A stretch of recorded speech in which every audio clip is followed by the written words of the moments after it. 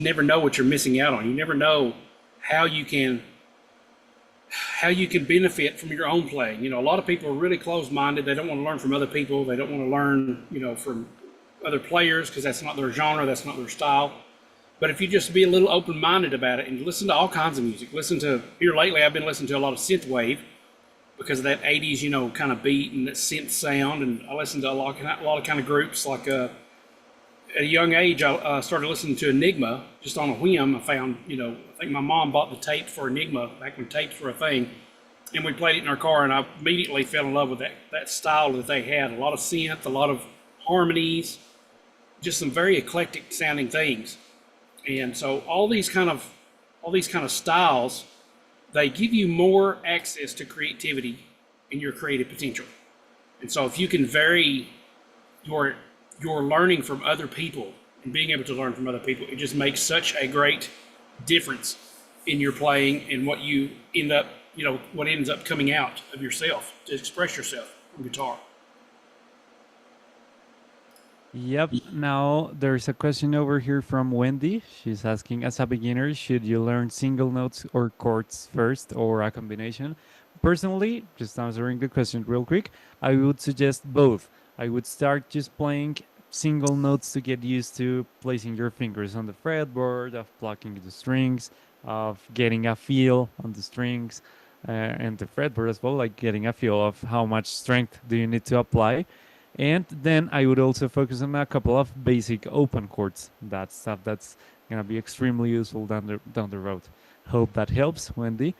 Now, yeah, coming back to the topic, absolutely. So when you have just one instructor paying attention to you, I feel first it's extremely valuable, right? Because you have the attention of just one person into your whole process.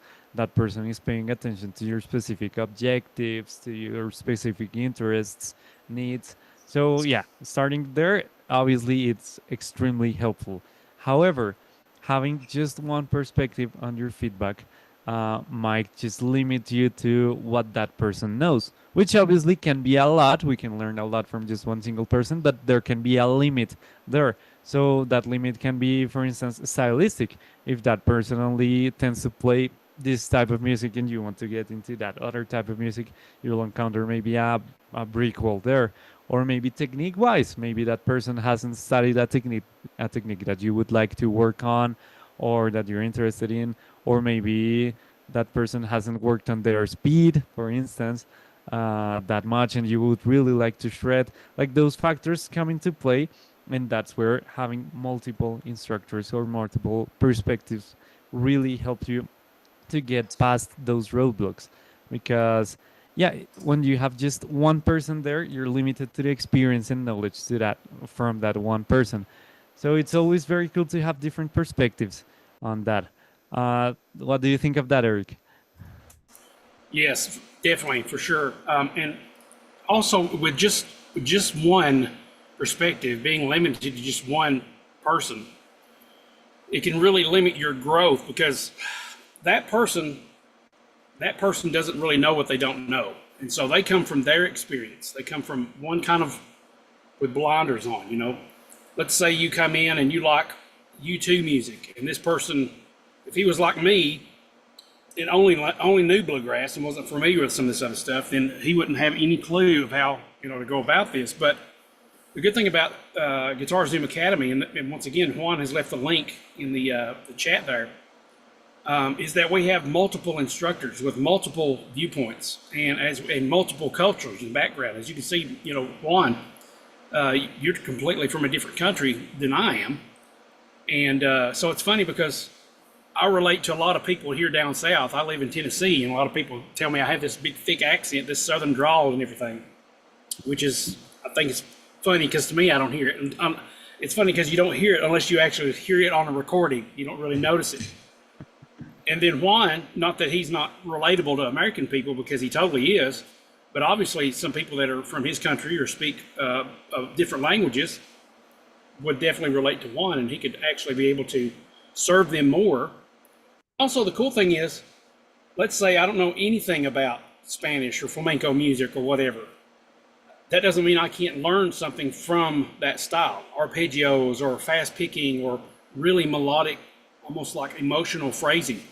So with each instructor's different perspective, you're no longer limited as you would be with one person's perspective, because you have all this wealth of information without having to resort to all the YouTube videos and all the Facebook stuff and all this other stuff. It's all contained in one area so that you can learn a lot faster and reduce, excuse me, reduce your learning curve by leaps and bounds. Yep. Also, you mentioned something that I find very amazing from the GuitarZoom Academy community, and it's the variety of people that you encounter over here, both on the roster of instructors that we have, as well as on students. You find people of all ages, all parts of the world. There's a lot of people from the US, from Canada, but there's people also in Spain. I think there's someone from Japan. Like, we're all over the globe. The instructors as well. Eric lives in Tennessee. I live in Bogota. We have another instructor called Luca, who's in Venezuela. Another one on, two of them actually on Argentina. There's Victor, who lives in North Macedonia. Pete is in Peru, though he's Canadian. He's in Peru. So yeah, it's people all over the globe that also give you a very cool perspective and just help you grow both as a person and a guitar player. Because again, not only we have different ages and places of the world we're at, but we also have very different musical backgrounds. As Eric was saying, he's into bluegrass. I don't know anything about that. That doesn't mean that I can't learn something. That just means that it's very cool to have those different perspectives and approaches on anything. On the same line, we also have just very different ways of explaining things and of seeing the fretboard, and just very different perspectives that you might find useful and that complement each other. It's not that this works and this doesn't, but we all can learn from each other and just grow that knowledge that we have over here. Also, another aspect I wanted to touch on is the fact that when you have one-on-one lessons with just one specific instructor, or at least that's the way I learned in college, and previously I took some private lessons with another teacher. These lessons were 1 hour long every week, which again, for me was extremely useful. However, me personally, I'm not the best one at organizing my time when practicing. So it was very useful for me that if the lesson was on Thursday, on Tuesday, I hadn't really practiced as much as I would have liked. So I was rushing the last 2 days prior to the lesson, just rushing to practice, just to have something to show in the lesson. And that was sometimes a little bit just detrimental to my progress, because I wasn't really taking the time into exploring the things I needed to study, just to be in a rush to get there and show something. I wasn't really interiorizing that knowledge, and that just comes from constant repetition. So that's one thing. When you have just one person to see or check on your progress, it's very easy to feel pressure to just rush and be there and just try to show something, even though that's might not be the best quality that you can play or interiorize. That's one aspect. Another one is that, well, when I was studying on college as well, I just needed to wait until the lesson to have my feedback, right? It was not so easy to get instant feedback or on something. And although my teacher at college was very open on communication, I had his phone number and we were even friends. It was not so easy for me to get feedback from him right away. So if I was practicing and I thought something was cool, or I had a question, I had to wait until my lesson. It was not something that I could address right there, right now in my practice session. So also that's something that's one of the things I think is very cool from our academy, and it's that you can easily reach out to us as instructors. By that, I don't mean that we're always right there at your disposition, because obviously we need to sleep and eat and work and all of this, but we do our best to just get back to you as soon as we can. So when you're part of the academy and have either a question or want to show us a recording of you practicing or playing or whatever you need to tell us or ask us, we always do our best to assist you as fast as we can. You don't have to wait the whole week just to get feedback on this very specific thing, which might be addressed in maybe 5 minutes or something. So that's also a very cool thing. And related to what we were saying on the variety of styles, it's also very cool because On the academy, we assign you an instructor. We might dig deeper into this in a second, but we assign you to the instructor that we feel is the best fit for you. However, if you feel like you maybe have an answer for another one of the instructors, let's say that I have a question on gear, and Eric, just assuming, just giving an example, this is not true, but let's assume that he's not the smartest one on gear. So I would just go to another one of the instructors who might know more. That's not the case because Eric does know a lot about gear, but that was just to give an example. So yeah, I find a lot of value in that, in not having to wait the whole week for feedback or for assessment, but you can just reach out to us anytime, and we always do our best to be there for you as soon as we can. So yeah, I find a lot of value on that access to communication. What do you think on that, Eric? Yeah, you're muted. Thanks. Sorry. Definitely agree. With just one single lens, being able to view what you're doing and being able to teach you, you have blind spots you don't know about. And so this variation of instruction that we have here at Academy just makes it that much better, so that you don't have to worry about what you're missing out on, what that you can't see, because you don't know what you don't know, right? I mean, that's a common phrase, but it may be a little cliche, but that's true. You don't understand what you're missing out on if you don't have all these perspectives. With just one person in the reins, it just makes it that much more difficult to get and to drop that learning curve. If you think of it this way, if one person can help you make you 10% better on guitar, how much more percentage wise, and maybe even exponential wise, can multiple viewpoints help you achieve that? How much more growth can you achieve from that? And that's what's so great about Academy. One of the many great things is the fact that we have those multiple viewpoints, so people can get all the angles that they may be missing with just one person. Yep. Also, another thing I wanted to add to that is that over here in the Academy, we have something called open rooms. Those are sessions on which an instructor is there online on a Zoom meeting for 1 to 2 hours, depending on the schedule. And we're just here to answer every question you might have. So if you're available at that moment and you want to ask something, maybe you had an issue on your practice routine during the week, or have a question on something, or you would just like to have a conversation, you can just join those open rooms and we'll be there for you. And since we have this variety of instructors, we're daily rotating who's having those open rooms. So you easily have access to talking to us any time of the week. Those open rooms happen Monday to Saturday. There's one open room at noon and another one at the evening. So I think that's another very valuable part of being part of the Academy, to be able to just have a live interaction with an instructor and having that chance to do that daily. It's just extremely useful. Now there's a question on the chat. So it is saying, when the Academy was originally launched, I inquired about the pricing but wasn't able to get anyone to provide the details. Can you speak on the cost per month or year? Yes, Ed. So our tuition starts at $2,000. Again, if you want to know more details about that, you can just let us know. Apply for our Academy on that link, and you can have a conversation with us so we can dig deeper into that. We offer also payment plans in case you guys consider that as an option. That's an option as well. Hope that solves the question, Ed. Thank you for asking. Yeah, it's really hard to determine, base pricing for everybody, because everybody's different. We really the way this works is we have to customize it for everybody, because one person doesn't learn the same way as another person learns. And so the Academy is a year-long program. Plus, it's a financial commitment, but it's also a time commitment. And if you're willing to put the work in, this isn't for anybody that's just, a casual person. This is for somebody who is passionate about playing, passionate about getting better, has gone as far as they can go on the instrument, and is ready to take it to the next level, but don't know how to do it. And a lot of, let's talk about self-taught people for a while, because I'm a self-taught person.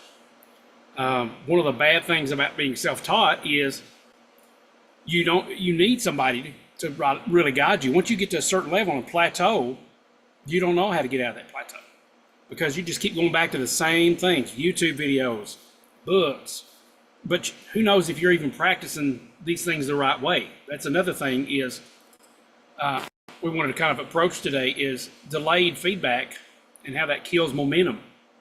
So let's say you go to your instructor once a week. Well, after that, you've got this whole week to practice something, right? You practice what you're supposed to work on.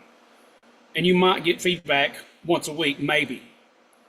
But if you're practicing the wrong thing all week without understanding and without even knowing it, what advantage does that get you? That almost like gets you, if even 2 steps forward, you're coming 3 or 4 steps backward because you don't know through the week if you're even doing it right. And especially if you're self-taught, and that only magnifies the issue if you're with a single instructor like we've been talking about. So it's great to be able to have that smorgasbord of people. And not only that, in Academy, you have what's called a studio instructor that is assigned to you. And so what that means is this person is going to be basically holding your hand and guiding you through this whole process. And you have access to them, not just once a week, like you would a regular one-on-one in person, but you can get a hold of us any time of day. Most of the time we're available 6 days a week. We try to take Sundays off for rest and everything, but you have access to us. So we are there for you. We care about your progress. We do everything we can to help you get to that point, because it's great to be able to play your guitar. I mean, it's a good feeling, but it's even better to be able to play what you want to play on guitar and what one of your goals is. And there's this great process that we go into, and we may expound on this a little bit more later on, but getting back to what Ed's question was, it's very customized for everybody. And so that's why it kind of varies. And that's why it's best to go ahead and just get on that application process. When you click the link that's in the chat now, that takes you to a place where you can actually contact us and give us more information about yourself and your guitar journey so that we can understand how to customize that plan. You're welcome, Ed. Thank you so much for asking. Yeah, thank you, Ed, for the question. And yeah, as Eric was saying, our assessment is very customized for each one of you guys' interests, objectives, needs. And we not only determine a very custom path for you to follow according to the courses that we have and the classes that we offer, but we also just care about that. So since we do assign an instructor for you when you join, that instructor, we both have our own students, Eric and I. We're constantly checking on them to see that, or to make sure that they're on the right track, that they're not getting to the sides, that they're not getting maybe overwhelmed with anything, but actually just being very effective with what we need to achieve. And I find that extremely useful. Now, coming back to the topic of multiple perspectives, here's something that happened this week for me that was pretty interesting to see. And it was that a student that we have over here in the academy, his name is John. He attended a lesson on songs. So the instructor that teaches that class is called Pete. So Pete was encouraging these guys to play alternating bass lines with their right hand in order to do finger picking. So John studied that and he posted a video on our academy. So all of these students and instructors could see him and give him feedback. So I checked that video and I noticed some technique things. I'm very annoying on a good way, but very nitpicky on technique stuff because I just like to have a very clean sound. So I invited him to one of my open rooms so we could talk about that. And it was very, I think, enlightening for him, or from what I saw on his reaction, because obviously he was working on that and it was not an easy piece that he was playing by any means, but there were some little technique tweaks we needed to check, like some ways of putting your fingers, or maybe the sounds were uneven, very specific stuff, which I highlighted. And I don't think that he would have had the same feedback with another instructor. It's not that we don't know that stuff, it's just that maybe we pay attention to different details all of the time. So it's always very interesting to have that multiple perspective because it helps you grow. And I had that happen to me when I was studying as well. I mean, I had my own guitar teacher and his instruction was absolutely great. I won't critique that for a second, but it led sometimes to blind spots. So it was very cool for me in college to also attend group lessons on which we just played tunes because they were led by a different professor who had a different perspective. And that was even more, I think, enlightening because usually they were teachers that taught different instruments. So they just had a very different perspective on music, on how to improvise, on how to play. So it was always very just nurturing to have that different perspective apart from the one that I was getting from my regular teacher. So that's what I wanted to say over here. I've seen that both on my own progress as well as on our students, and it really helps you guys grow and get along with more people as well, with more people that are on the same track as you are. Now, there's another question on the chat. They're asking, once you pay for tuition, how long do you have access to the program and teachers? It's like traditional school semester and pay for each semester. Well, the way our academy works is that the tuition lasts a year, okay? So, yeah, it lasts 12 months. On those 12 months, you have access to us, to the interactions, to the contents, to all of that. Yep. Yeah. And Juan mentioned this earlier a little bit, is the community aspect of this is great too, because you're not only learning from instructors, there's all these other people that are in the community that share. I mean, they are generous with sharing their progress. They post videos of themselves because they want feedback and they want to be able to actually see if they can do it. You know, a lot of people are really afraid of the camera and everything, and just being able to post one video is a huge milestone in some people's lives. I mean, they would have never done this before without this kind of guidance. And just being able to do that, it's the first one out of the way. It makes it a lot easier to just continue posting videos, getting feedback, getting real-time assessment and feedback so that you know how to implement it right there. That feedback loop is no longer delayed, like we were talking about earlier. And so before bad habits have the chance to stick, then you don't have to worry about it. If you have an issue or anything, you bring it up before the academy, the instructors can see it, the community can see it, and we can all pitch in and help lead you in the right direction, help give you the ideas that you need, show you any bad habits, because that's a lot of times what self-taught people end up with, is they have bad habits because they don't know any better, they don't know how to practice, they don't know what they're doing wrong. But yeah, and that's the great thing about that community and everybody in it, is because that feedback loop is now closed and it's not delayed. You're not waiting week after week to get the feedback that you need. It could be daily if needed. Yep, that also leads me to something that the Academy also offers, and it's one-on-one instruction on demand. We're talking about the disadvantages of one-on-one, but it's still an extremely powerful tool, right? So we, apart from offering these open rooms, which are spaces for us to have conversations and solve any questions, in case you still feel like you need assistance, you can just let us know and we can talk to you. And that's not only offered by one instructor, but you can reach out to any of them, so you can have the perspective of anyone you feel like you need or just would like to talk to. So I find a lot of value in that as well.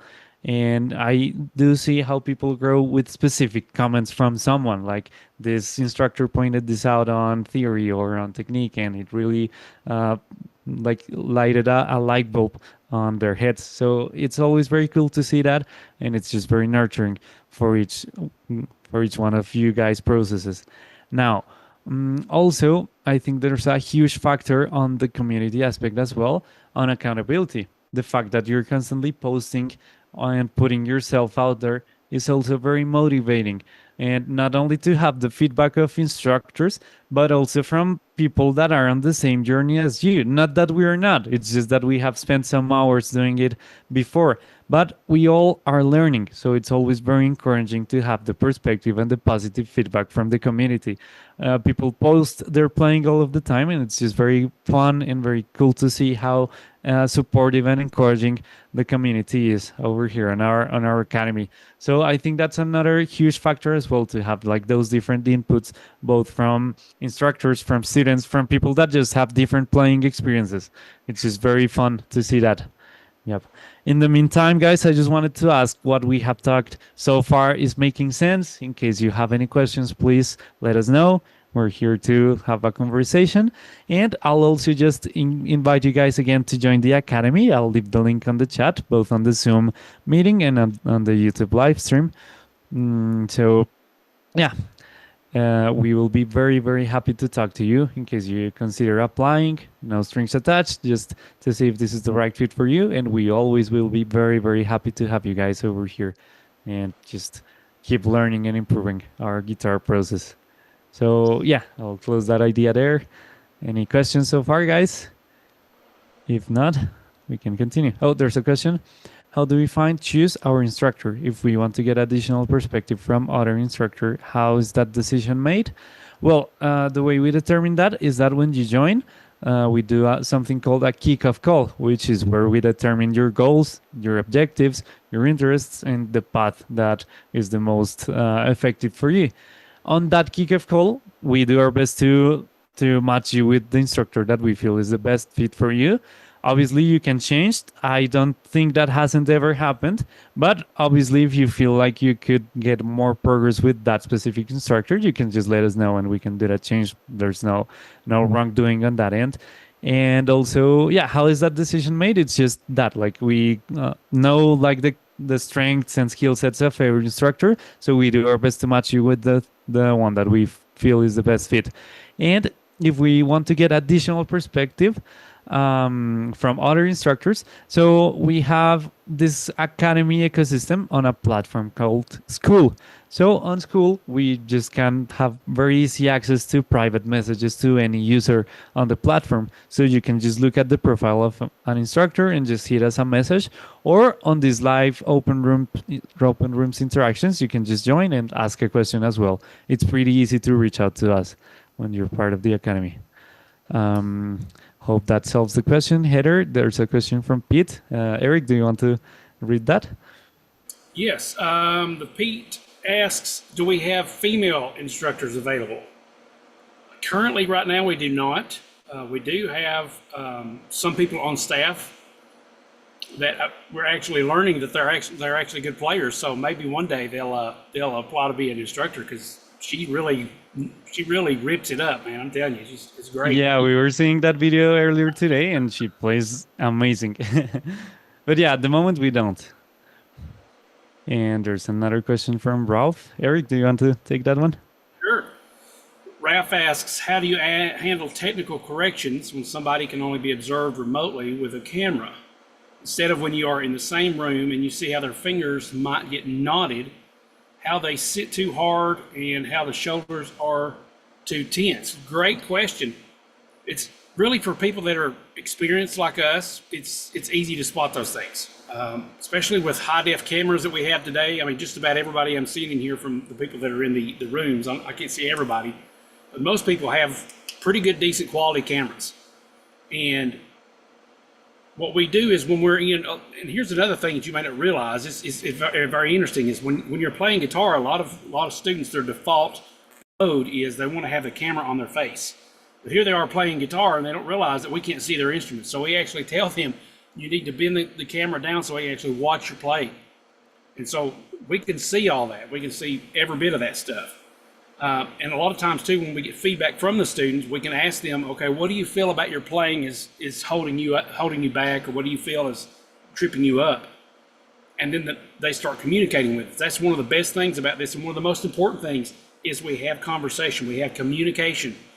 That's one of the best things to do, is have that communication, because we can't read minds. We're instructors, we can't read minds. We can only go off what we see and what we hear.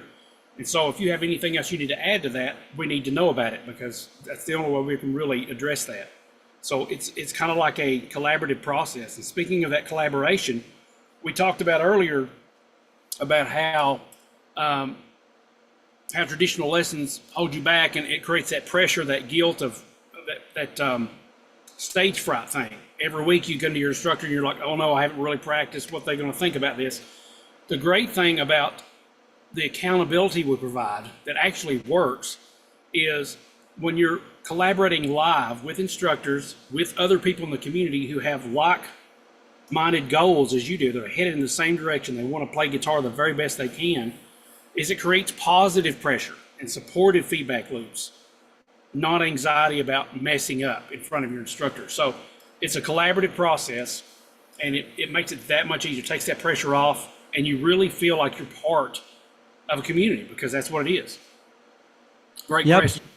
Yep. Now, adding a little bit to that from my personal experience when I was in college, we were a lot of students for guitar. We were like maybe, I don't know, 10 of us or 15, something like that. Like there was some people studying guitar. So we were all on different semesters, right? We were at different points of our process, but it was very encouraging to see how everyone was making progress no matter the level they were at. So I felt that was pretty supportive from everyone to just support each other's process. And I do see that happen every day over here on the academy as well. What Derek was just saying, it just creates positive pressure. And you just feel encouraged to keep practicing because you see these people that are on the same boat as you, just doing a lot of progress. So if they can, why not you? So I do see that happen a lot, and it's pretty encouraging and motivating to see. And as instructors as well, that also just motivates us as well to just keep doing what we're doing and be the best that we can in order to assist you. Now, coming back to Ralph's question, yeah, what Eric said, for us, it's pretty easy to spot some stuff, even though we're not in the same room, because we have gone over that process before personally. So we know what's the way of placing your hands that makes the sound more clean, or maybe how to execute this technique or this little tweak that we need to do. We have been there, so it's pretty easy for us to spot that kind of stuff on a video call, especially our interactions are made over here on Zoom. Zoom has an option called Original Sound for musicians, which allows us to really hear on very good quality what's going on. So that also helps us to just spot stuff right away. Hope that makes sense, Rolf. And thank you for the question. So yeah. Now, also, I just wanted to mention that over here in the Academy, we do offer private lessons, and it's a huge part of our environment as well. As I said before, we offer one-on-one lessons on demand with your instructor. It's just that that's not our primary focus. Our primary focus is a whole ecosystem built around your goals and the custom path we built for you. So that one-on-one instruction and assessment is just in case you need a specific feedback or feel like you need to be pointed in the right direction. We'll be there to assist you guys in that. But still, we have access to classes, to courses, to live interactions. So everything that we set up for you on that initial path is followed through. That one-on-one assistance is just to make little tweaks on the road, but that path is already set. So yeah, it's part of a whole environment. And as I was saying, we offer classes with different topics and instructors, right? So when you join them, you'll definitely learn a lot of stuff from those different perspectives that we offer, both from our backgrounds, from our way of teaching stuff. We're all very different on how we explain things. So I think that variability of perspective is just extremely useful for processes. Do you have anything to add there, Eric? Yes, the process that we've come up with is one that's really taken a while to develop over the course of like 20-something odd years that Steve has experimented with courses and experimented. He's had his own private students for the longest. And the great thing about this is Steve Stine, I mean, he is the mascot of GuitarZoom. He's the one that's come up with this whole thing. He's got over almost 1,000 5-star reviews on Google. From private students when he used to teach. He's got on the GuitarZoom website, he's hosted 45,000 subscribers already and over 2,000 videos. And on his personal channel, I think he has like 75,000 subscribers. Maybe it's 750,000. It's one or the other. But Steve is the guy that everybody looks up to in this, is the one that's headed up this whole academy. We started this over a year ago. It's hard to believe it's already been past a year, but time is just really flying. I don't know if it's like that for everybody else, but it's really flying this year. And through that time, we have drilled down on what makes Academy better and better and better. We actually used to do hourly one-on-one lessons. That's how it all started. But everybody was getting stressed out like that we was talking about, where I didn't have time to practice this week, and it became a stressor more than anything. So now we've decided to do other ways of addressing this. Is we still have one-on-ones, but now they're on demand. So we're not knocking private lessons.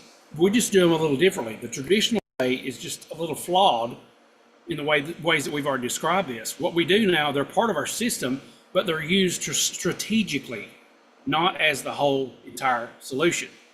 So we have our classes, we have the community, we have courses, we have open rooms, we have all this stuff available to you, which can answer all these questions. And then after all that is said and done, and you're still having problems, hit one of us up, and we'll be glad to do a one-on-one with you so we can focus in on whatever that problem is. And that's what the beauty of this is it just kind of filters it down to what exactly you're having issue with, and we can address that, and you'll be on your way, and you can get back to your practicing and start working on these solutions that we provide.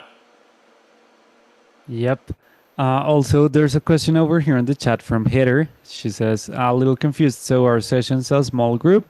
If so, how big, small? And what if I can't make the time? So first, our groups, I mean, obviously the calendar is open for every attendee or every member of the academy.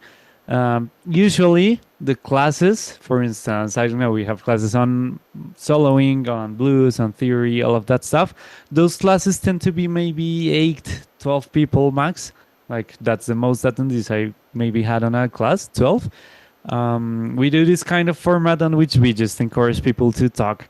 In case they have any questions, they can just raise their hands and type on the chat or talk. That's more or less the amount of people that we have.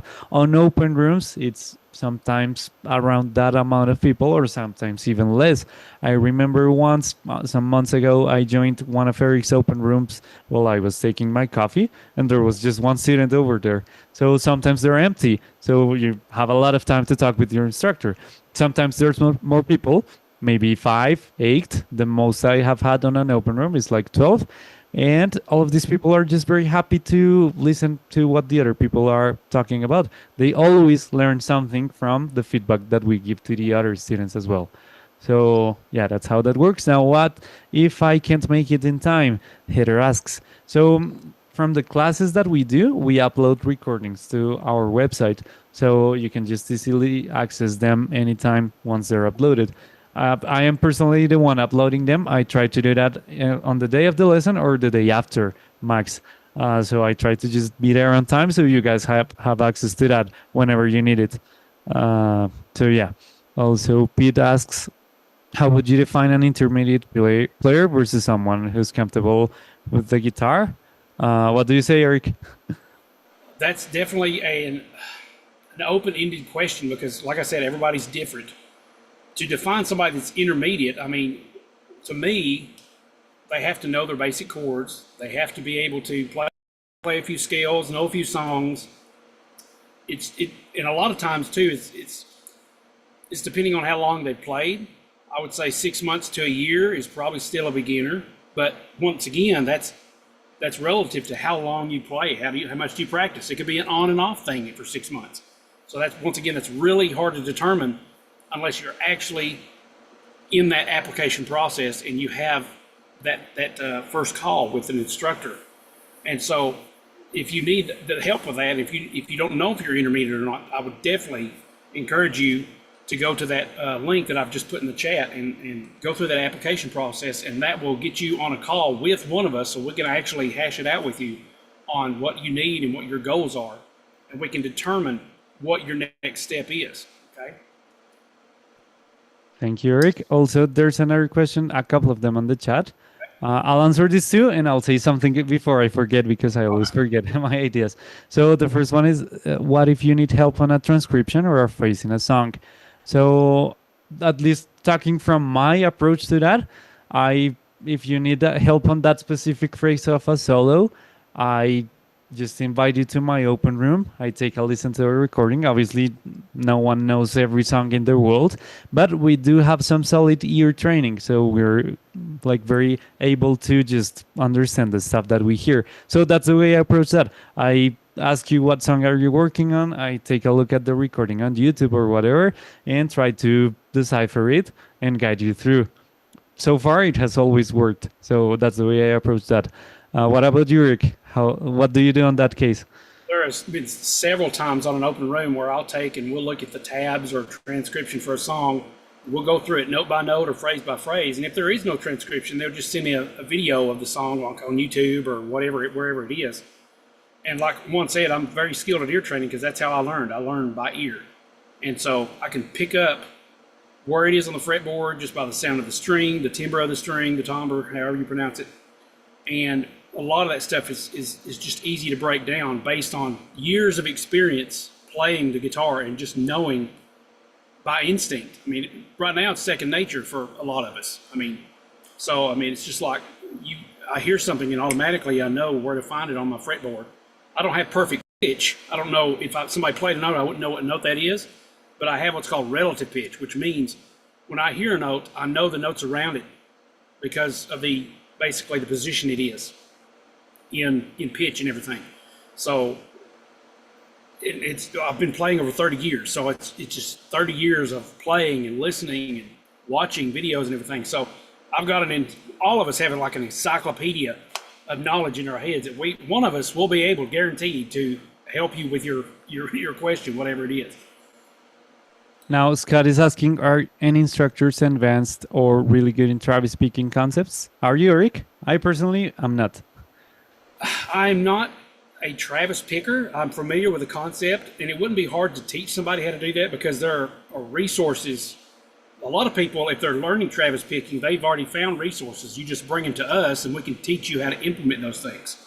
So that wouldn't be an issue at all because we have a lot of people that are into Travis picking and fingerstyle picking. I'm a very big fan of fingerstyle. Tommy Emmanuel, people like that, just really intrigue me. I'm a little experienced in fingerstyle. I use more of my pick in a combination of the fingers, which is called hybrid picking.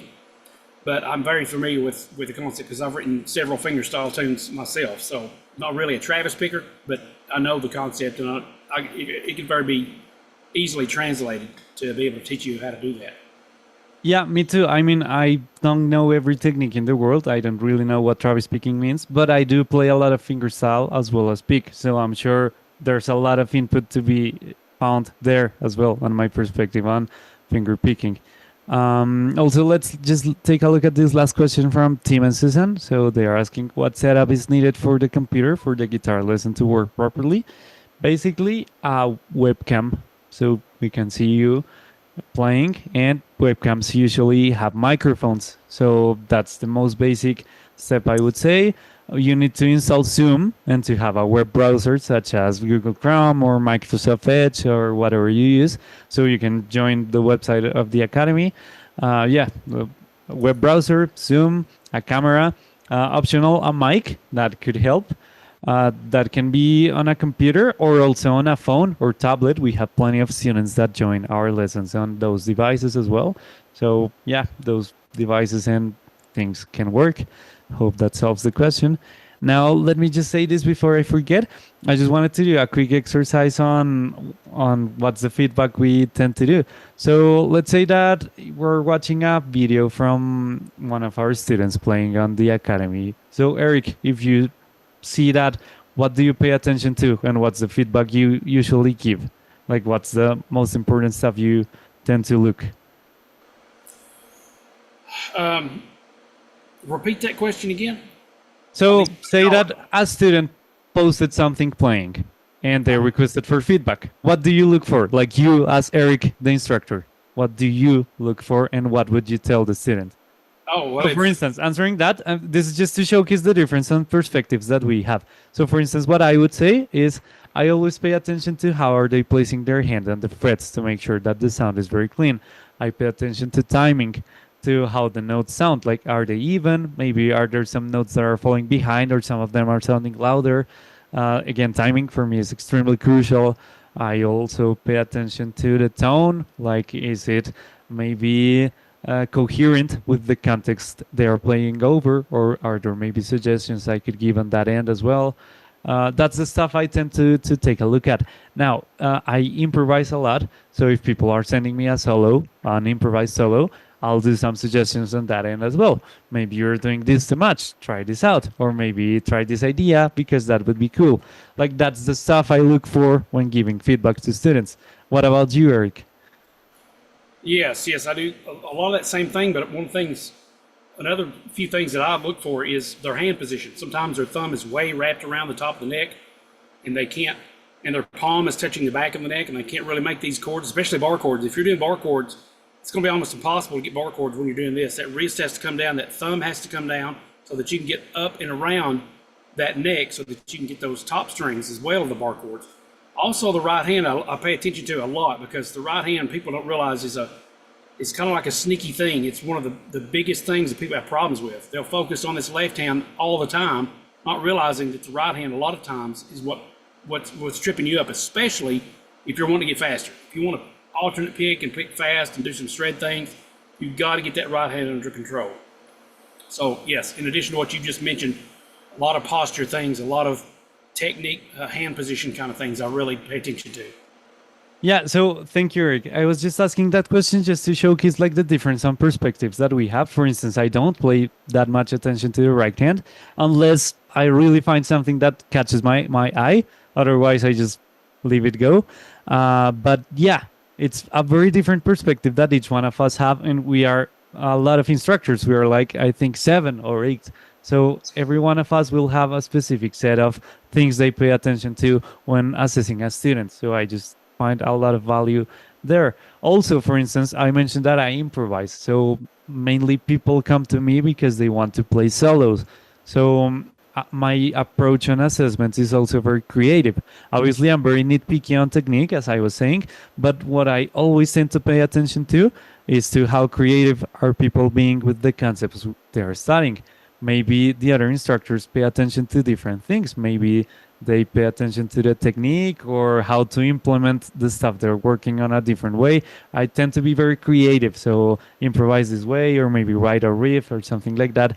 So yeah, I was asking that question just to showcase that, like, we all pay attention to different stuff when seeing an entry from a student or when trying to assess them. Now there's another question. I'm sure you have older students, 50 plus in age. What is your approach or experience with those type of students? Basically, the same one as any people, any age. I feel we all of the instructors are very patient people by nature, just because we have done this for a lot of time. So we just try to be as understanding as we can on each one's processes, not only because we have done this for a while, but because we were there as well, learning that stuff, and we know that takes time, and we needed to be patient with ourselves first in order to get where we are. So yeah, for me personally, I don't think there's a difference on the age factor. More like maybe people on the older edge of ages are maybe not so familiar with the technology we're using, but that's not a factor. Our environment is very easy to understand, and if there's a technical question, we always do our best to assist you and make sure that there are no obstacles on that end. How do you feel with that, Eric? What's your approach? Yes. Well, matter of fact, a lot of our students are in an older range because they've lived their lives out doing work and taking care of kids and going to school, and they haven't had a whole lot of time for guitar. It's been an on and off thing. So after they retire or after they have a little more time, the kids have left the nest, they want to pick it back up again. So there's a lot of people in that same boat who love to play guitar, want to play guitar. And yes, I agree with Juan 100%. We would treat them like anybody else. Now, they might have more issues because they might have arthritis in their fingers or things like that, but we still try to work with everybody what their specific needs are, because having played guitar, we know what is involved, and there are ways around certain things. Like if you have a finger that I've actually heard from a lot of several people lately that have had issues with the ring finger. It just they cannot get that ring finger to mind. And so we come up with exercises to benefit them and to help them get that ring finger under control. Maybe tell them how to play chords that doesn't involve the ring finger for now. Different things like that we can definitely work with. Yep, and I did have a student who had a lot of trouble like putting his chords. He was 73 years old at the moment. We just worked around it. Like we were really patient on working on his chord changes, chord transitions, and being very understanding about the limitations that they had. So yeah, I don't think there's kind of a difference. We just adjust our approach as instructors depending on everyone's needs. It's independent of age. Obviously, there are some factors that come into play, but I don't think there's a negative difference on the way we approach this. Hope that solves the question. Let us know, guys, if there are any other questions. And I think we can start wrapping this up. So for that, I'll just leave again the link on the chat over here. So guys, in case you're interested or want to take a further look at our academy, please hit us up on that link. There you'll have the option to talk with us and in greater detail about what we offer, what's our process, what the academy looks like, what's the cost, all of that stuff. You can talk to us over there, and we'll be very, very happy to have that conversation with you guys.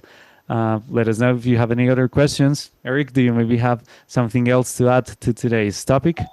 Yes, I did see a question here from the YouTube chat. Somebody asked if Steve Stine is still involved. I just mentioned earlier that Steve is basically the head of this whole academy experience. He's the one that kind of created it and got it all together.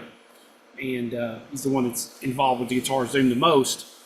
So, but yeah, it's definitely a privilege to get to work with Steve and work with all you guys, Juan and Manny and Victor and Miguel and everybody Luca, else. yep. Yeah, everybody that works here at the Academy. We just enjoy what we do, and we're blessed to be able to have this opportunity to meet people, see what their struggles are, try to help them through their struggles, because we've all been there.